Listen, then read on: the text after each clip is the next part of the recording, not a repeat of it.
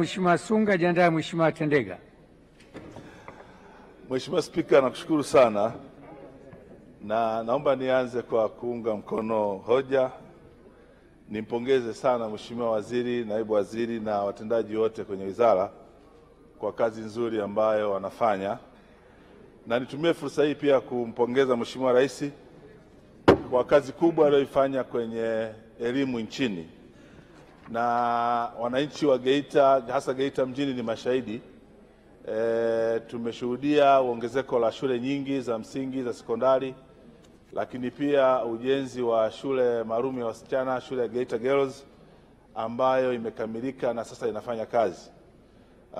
Sasa kabla sijaendelea, Mheshimiwa Waziri, nikuhakikishie kwamba hoja inayozungumzwa ya walimu ni tatizo kubwa sana, ingawa nadhani inawahusu sana TAMISEMI, lakini mimi nina hoja mahususi kwenye eneo hili.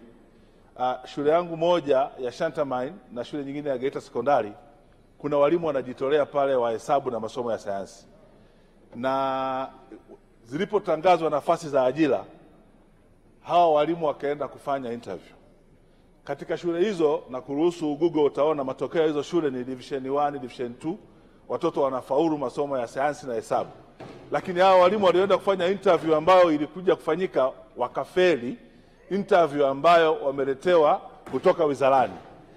Wamefundisha watoto wanafaulu, lakini wanafeli interview inayokuja kufanyiwa ili waweze kuajiriwa. Sasa mimi napata shida sana. Amesema hapa mchangiaji wa kwanza na wa pili,